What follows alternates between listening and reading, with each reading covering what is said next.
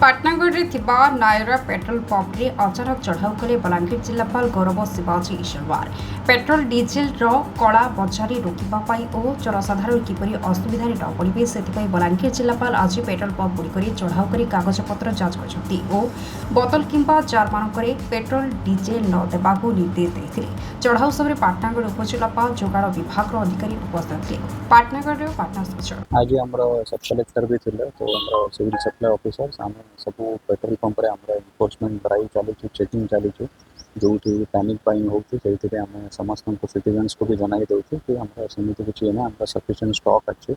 आम regularly stock monitoring भी करूँ इंक्लूडिंग एलपीजी सिलेंडर भी आम स्टॉक सफिशिएंट अच्छी आम गोटे रूम भी खुला डिस्ट्रिक्ट लेवल सब कलेक्टर लेवल भी से मॉनिटरिंग करूँ तो आम यहाँ केमी स्ट्रीमलाइन कर लोक मान भितर केमी पैनिकटा कम हो सब आम रेगुलर सप्लाई अच्छे तो क्या भी एमती करवा दरकार नहीं आम रेगुलर भी इंस्पेक्शन सब चलू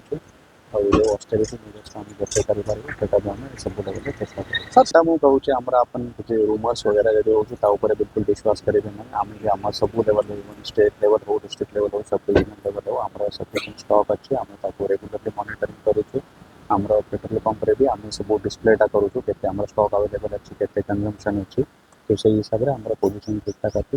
भी किसी असुविधा नहीं आम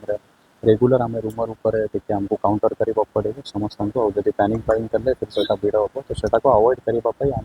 सब सीनियर ऑफिसर्स इंक्लूडिंग पुलिस सब विजिट करूँ सो दैट लोक मान भर पैनिकटा हम। Thank you.